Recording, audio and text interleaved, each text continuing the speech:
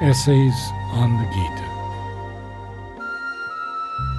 Chapter 10. The Yoga of the Intelligent Will.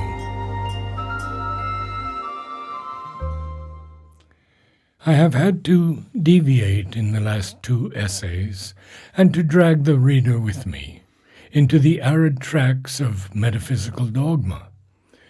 However cursorily and with a very insufficient and superficial treatment, so that we might understand why the Gita follows the particular line of development it has taken, working out first a partial truth with only subdued hints of its deeper meaning, then returning upon its hints and bringing out their significance until it rises to its last great suggestion, its supreme mystery, which it does not work out at all, but leaves to be lived out, as the later ages of Indian spirituality tried to live it out in great waves of love, of surrender, of ecstasy. Its eye is always on its synthesis, and all its strains are the gradual preparation of the mind for its high closing note. I have declared to you the poise of a self-liberating intelligence in Sankhya, says the divine teacher to Arjuna. I will now declare to you another poise in yoga. You are shrinking from the results of your works. You desire other results and turn from your right path in life because it does not lead you to them. But this idea of works and their result, desire of result as the motive, the work as a means for the satisfaction of desire, is the bondage of the ignorant, who know not what works are, nor their true source, nor their real operation, nor their high utility. My yoga will free you from all bondage of the soul to its works. Karma bandham prahasyasi. You are afraid of many things. Afraid of sin, afraid of suffering, afraid of hell and punishment, afraid of God, afraid of this world, afraid of the hereafter, afraid of yourself. What is it that you are not afraid of at this moment? You, the Aryan fighter, the world's chief hero. But this is the great fear which besieges humanity. Its fear of sin and suffering now and hereafter. Its fear in a world of whose true nature it is ignorant, of a God whose true being also it has not seen, and whose cosmic purpose it does not understand. My yoga will deliver you from the great fear, and even a little of it will bring deliverance. When you have once set out on this path, you will find that no step is lost. Every least movement will be a gain. You will find there no obstacle that can balk you of your advance. A bold and absolute promise, and one to which the fearful and hesitating mind, beset and stumbling in all its paths, cannot easily lend an assured trust. Nor is the large and full truth of it apparent, unless with these first words of the message of the Gita we read also the last. Abandon all laws of conduct and take refuge in me alone. I will deliver you from all sin and evil. Do not grieve. But it is not with this deep and moving word of God to man, but rather with the first necessary rays of light on the path, directed not like that to the soul, but to the intellect, that the exposition begins. Not the friend and lover of man speaks first, but the guide and teacher who has to remove from him his ignorance of his true self, and of the nature of the world, and of the springs of his own action. For it is because he acts ignorantly, with a wrong intelligence, and therefore a wrong will in these matters, that man is, or seems to be, bound by his works. Otherwise works are no bondage to the free soul. It is because of this wrong intelligence that he has hope and fear, wrath and grief and transient joy. Otherwise works are possible with a perfect serenity and freedom. Therefore, it is the yoga of the buddhi, the intelligence, that is first enjoined on Arjuna. To act with right intelligence and, therefore, a right will, fixed in the one, aware of the one self in all, and acting out of its equal serenity, not running about in different directions under the 1,000 impulses of our superficial mental self, is the yoga of the intelligent will. There are, says the Gita, 2 types of intelligence in the human being. The first is concentrated, poised, one, homogeneous, directed singly towards the truth. Unity is its characteristic, concentrated fixity its very being. In the other, there is no single will, no unified intelligence, but only an endless number of ideas, many branching, coursing about, that is to say, in this or that direction, in pursuit of the desires which are offered to it by life and by the environment. Buddhi, the word used, means, properly speaking, the mental power of understanding, but it is evidently used by the Gita in a large philosophic sense for the whole action of the discriminating and deciding mind, which determines both the direction and use of our thoughts and the direction and use of our acts.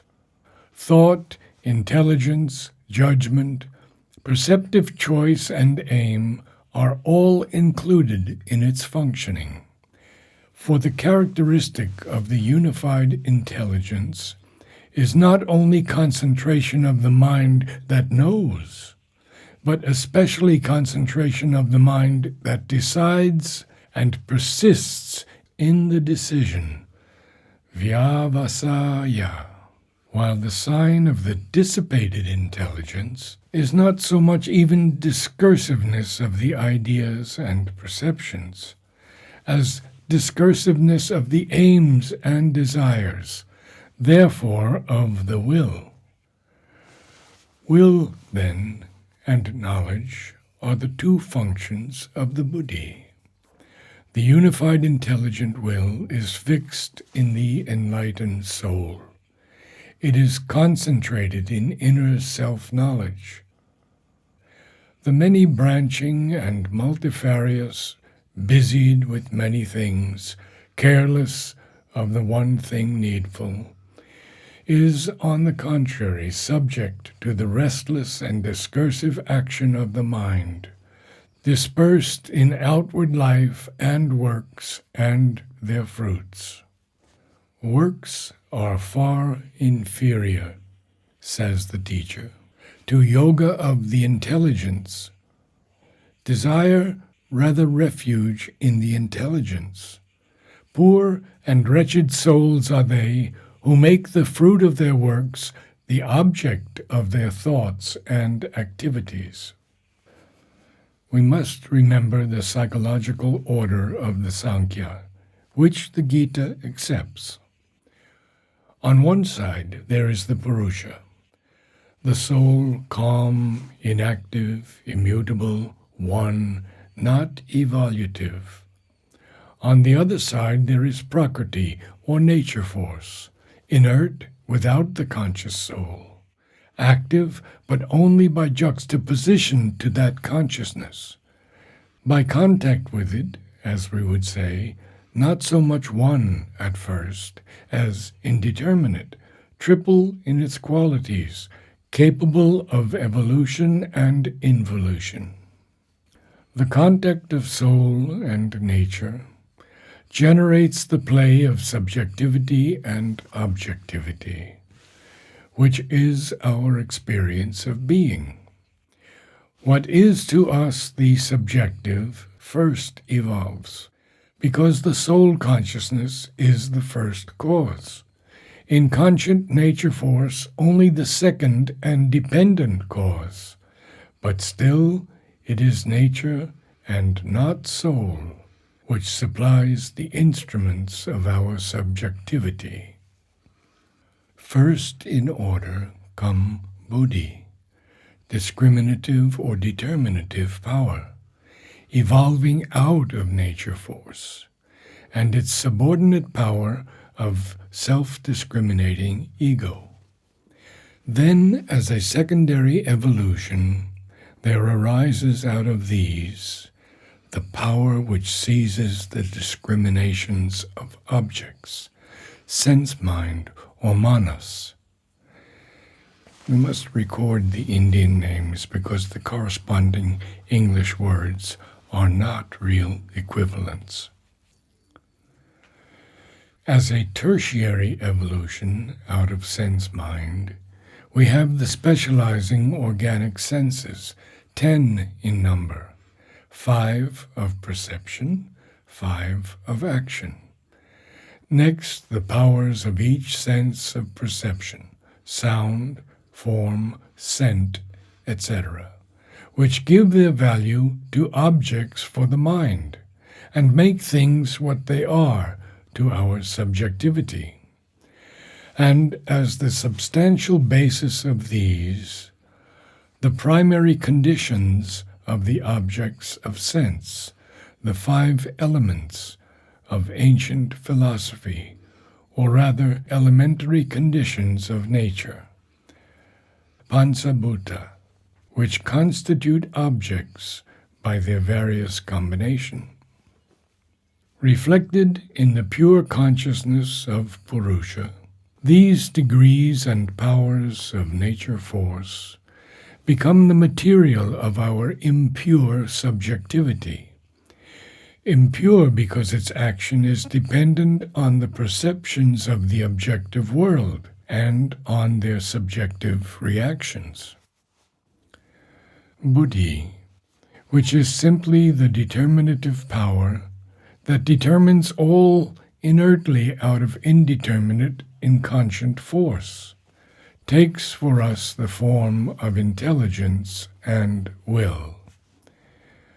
Manas, the inconscient force which seizes nature's discriminations by objective action and reaction, and grasps at them by attraction, becomes sense perception and desire, the 2 crude terms or degradations of intelligence and will, becomes the sense mind, sensational, emotive, volitional, in the lower sense of wish, hope, longing, passion, vital impulsion, all the deformations, vikara, of will.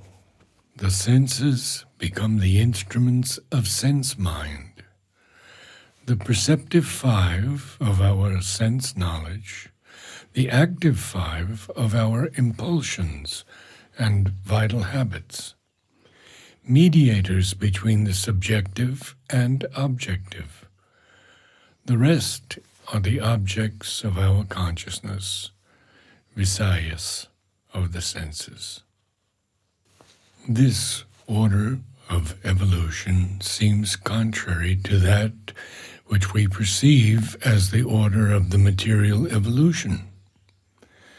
But if we remember that even buddhi is in itself an inert action of the inconscient nature, and that there is certainly in this sense an inconscient will and intelligence, a discriminative and determinative force even in the atom, if we observe the crude inconscient stuff of sensation, emotion, memory, impulsion, in the plant and in the subconscious forms of existence.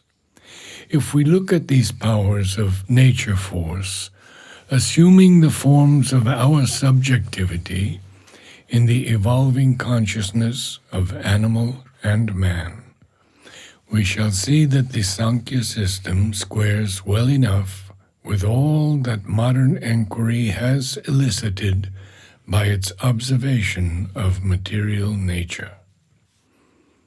In the evolution of the soul, back from Prakriti towards Purusha, the reverse order has to be taken to the original nature evolution.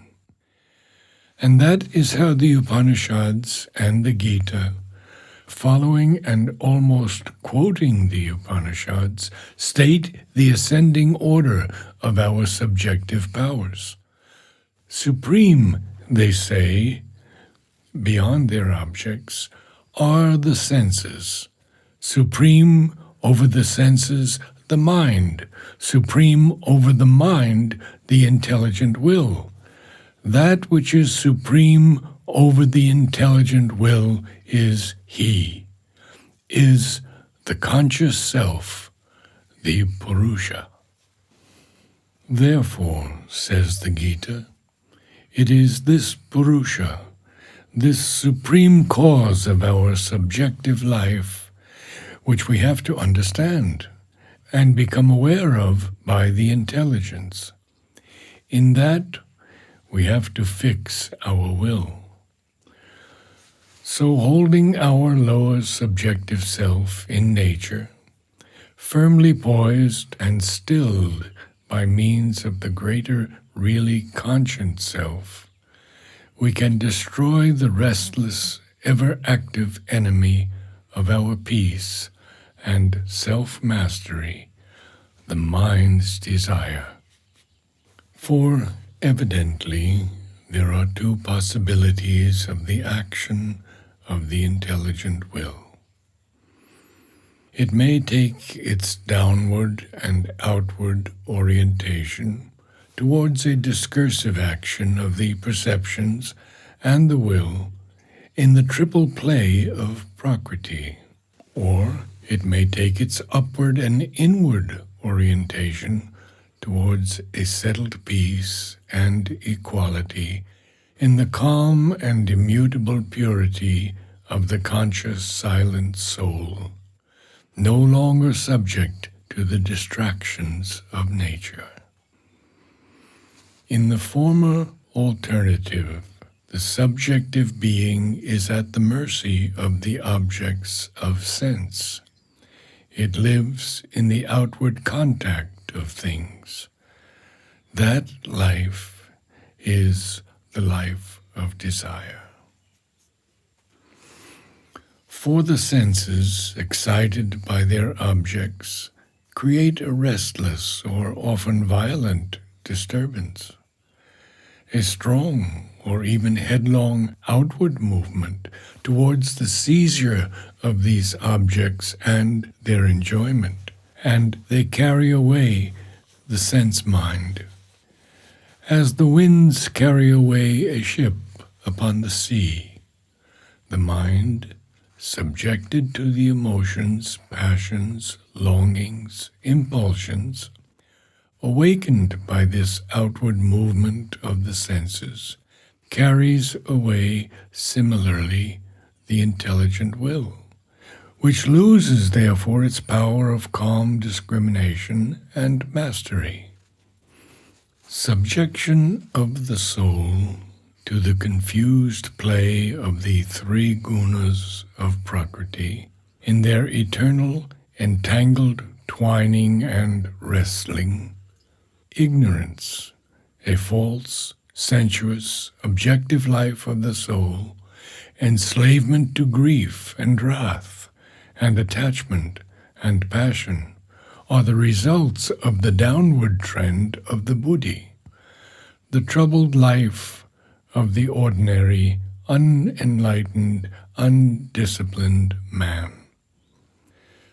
Those who, like the Vedavadins, make sense enjoyment the object of action and its fulfillment the highest aim of the soul are misleading guides.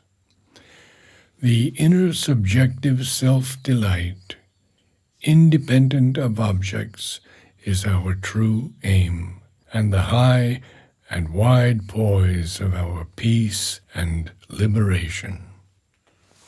Therefore, it is the upward and inward orientation of the intelligent will that we must resolutely choose, with a settled concentration and perseverance. Vyavasaya, we must fix it firmly in the calm self-knowledge of the Purusha. The first movement must be, obviously, to get rid of desire, which is the whole root of the evil and suffering. And in order to get rid of desire, we must put an end to the cause of desire, the rushing out of the senses to seize and enjoy their objects. We must draw them back when they are inclined thus to rush out, draw them away from their objects, as the tortoise draws in his limbs into the shell. So these into their source, quiescent in the mind quiescent in intelligence, the intelligence quiescent in the soul and its self-knowledge, observing the action of nature, but not subject to it, not desiring anything that the objective life can give. It is not an external asceticism. The physical renunciation of the objects of sense that I am teaching suggests Krishna immediately to avoid a misunderstanding which is likely at once to arise. Not the renunciation of the Sankhyas, or the austerities of the rigid ascetic with his fasts, his maceration of the body, his attempt to abstain even from food. That is not the self-discipline or the abstinence which I mean, for I speak of an inner withdrawal, a renunciation of desire. The embodied soul, having a body, has to support it normally by food for its normal physical action. By abstention from food, it simply removes from itself the physical contact with the object of sense, but does not get rid of the inner relation which makes that contact hurtful. It retains the pleasure of the sense in the object, the rasa, the liking and disliking, for rasa has two sides. The soul must, on the contrary, be capable of enduring the physical contact without suffering inwardly this sensuous reaction. Otherwise there is nivritti, cessation of the object, visaya vinivartante, but no subjective cessation, no nivritti of the mind. But the senses are of the mind, subjective, and subjective cessation of the rasa is the only real sign of mastery. But how is this desireless contact with objects, this unsensuous use of the senses, possible? It is possible, param dristva, by the vision of the Supreme, param, the soul, the Purusha, and by living in the yoga, in union or oneness of the whole subjective being with that, through the yoga of the intelligence. For the one soul is calm, satisfied in its own delight, and that delight, free from duality, can take, once we see this supreme thing in us, and fix the mind and will on that, the place of the sensuous, object-ridden pleasures and repulsions of the mind. This is the true way of liberation. Certainly, self-discipline, self-control is never easy. All intelligent human beings know that they must exercise some control over themselves, and nothing is more common than this advice to control the senses. But ordinarily, it is only advised imperfectly and practiced imperfectly in the most limited and insufficient fashion. Even, however, the sage, the man of clear, wise, and discerning soul, who really labors to acquire complete self-mastery, finds himself hurried and carried away by the senses. That is because the mind naturally lends itself to the senses. It observes the objects of sense with an inner interest, settles upon them, and makes them the object of absorbing thought for the intelligence and of strong interest for the will. By that, attachment comes. By attachment, desire. By desire, distress, passion, and anger, when the desire is not satisfied, or is thwarted, or opposed, and by passion, the soul is obscured. The intelligence and will forget to see, and be seated in the calm, observing soul. There is a fall from the memory of one's true self, and by that lapse the intelligent will is also obscured, destroyed even. For the time being, it no longer exists to our memory of ourselves. It disappears in a cloud of passion. We become passion, wrath, grief, and cease to be self and intelligence and will.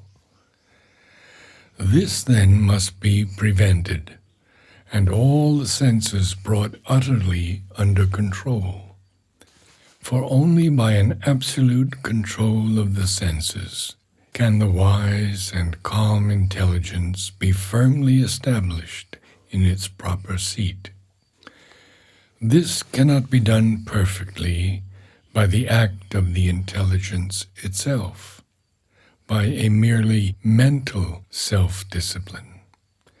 It can only be done by yoga, with something which is higher than itself, and in which calm and self-mastery are inherent.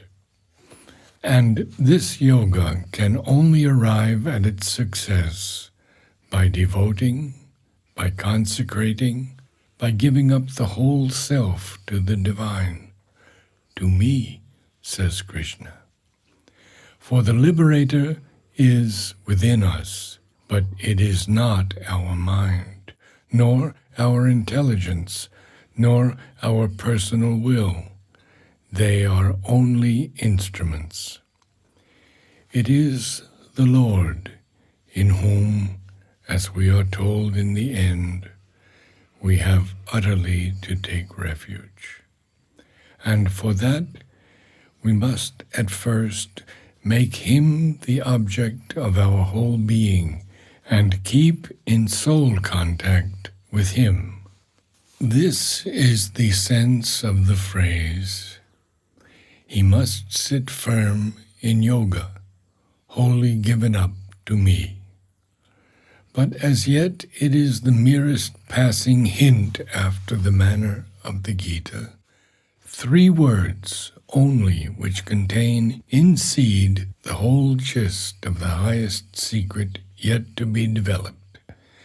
Yukta asita matpara. If this is done, then it becomes possible to move among the objects of sense, in contact with them, acting on them, but with the senses entirely under the control of the subjective self, not at the mercy of the objects and their contacts and reactions. And that self, again, obedient to the highest self, the Purusha. Then, free from reactions, the senses will be delivered from the affections of liking and disliking, escape the duality of positive and negative desire, and calm, peace, clearness, happy tranquility, Atma Prasada, will settle upon the man. That clear tranquility is the source of the soul's felicity. All grief begins to lose its power of touching the tranquil soul. The intelligence is rapidly established in the peace of the self. Suffering is destroyed. It is this calm, desireless, griefless fixity of the buddhi in self-poise and self-knowledge to which the Gita gives the name of samadhi.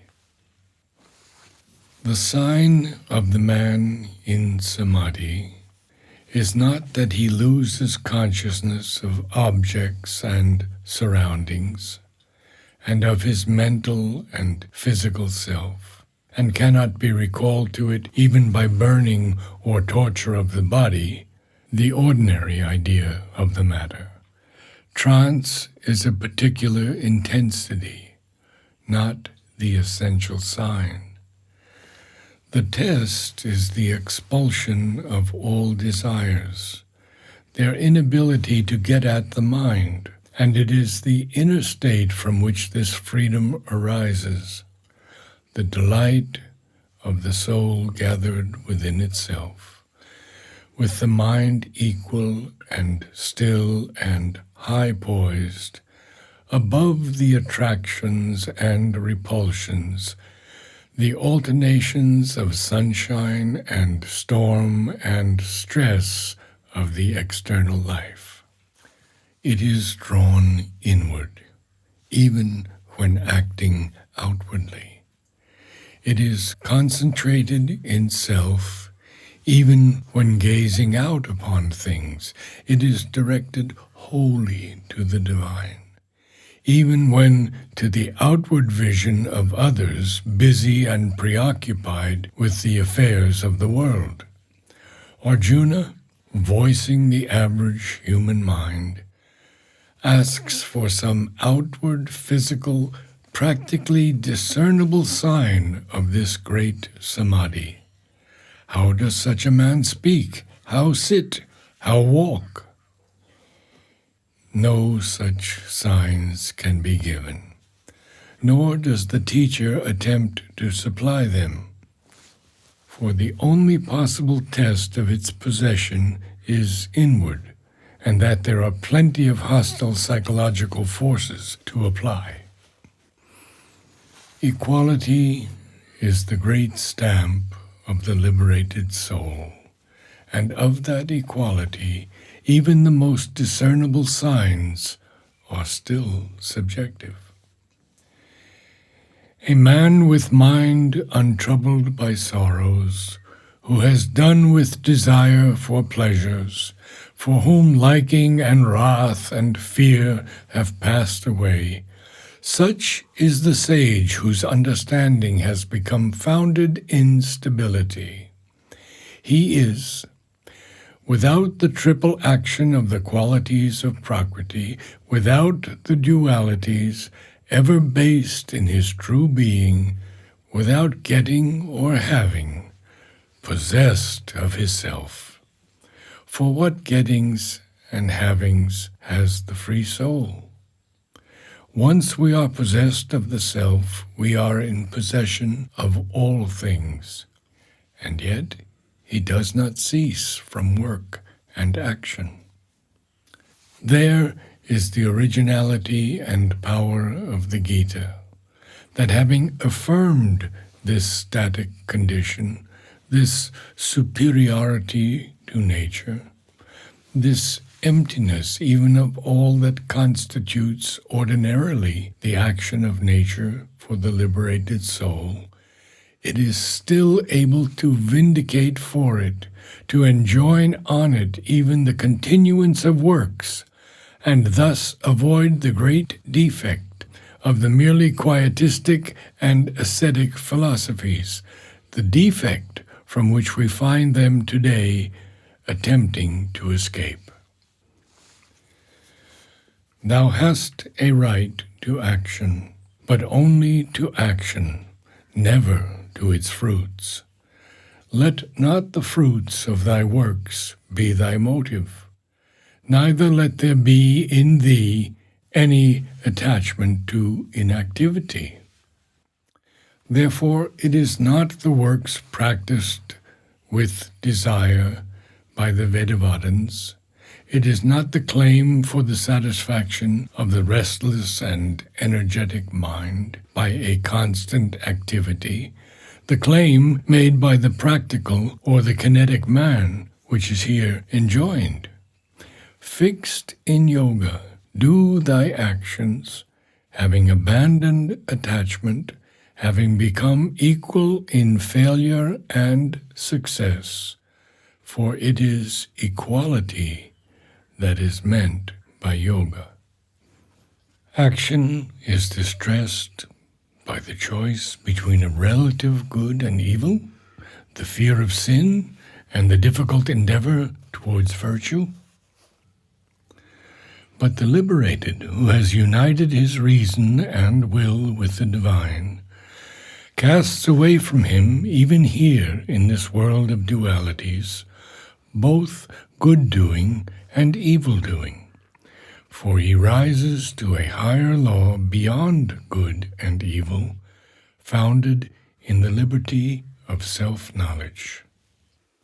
Such desireless action can have no decisiveness, no effectiveness, no efficient motive, no large or vigorous creative power?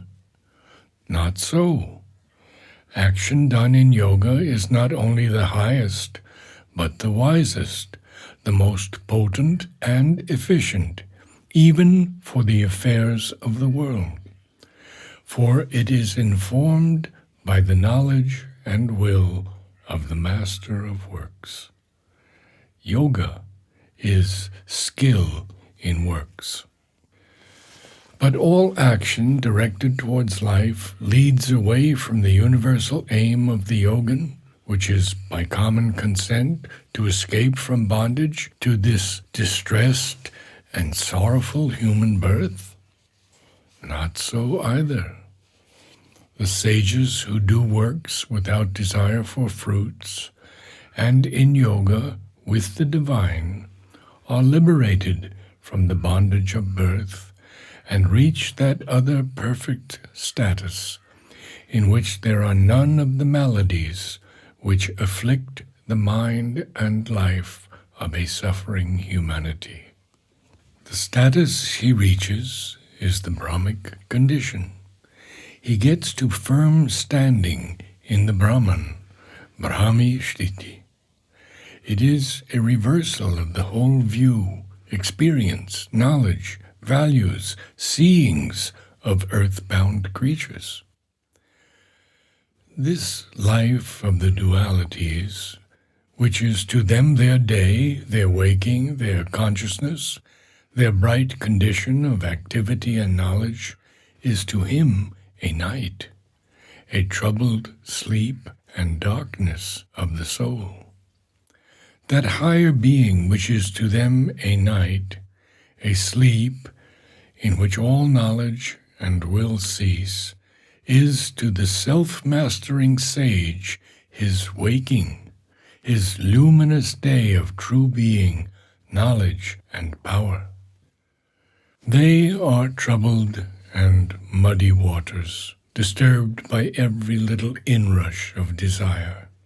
He is an ocean of wide being and consciousness, which is ever being filled, yet ever motionless in its large poise of his soul.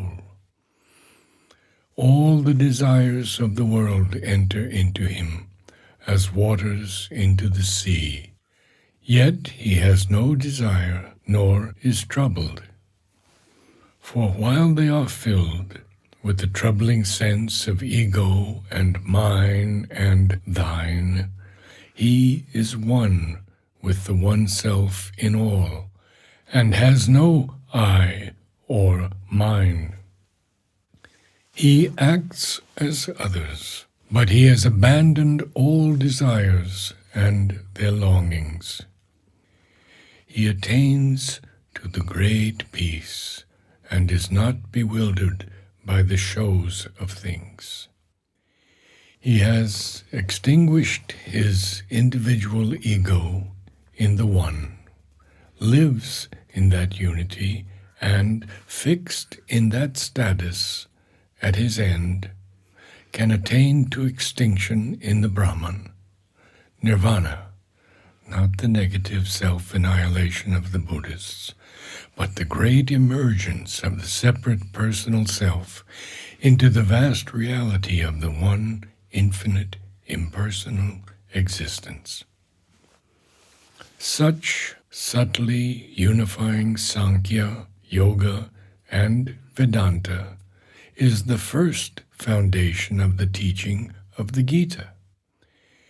It is far from being all, but it is the first indispensable practical unity of knowledge and works, with a hint already of the third crowning intensest element in the soul's completeness, divine love and devotion.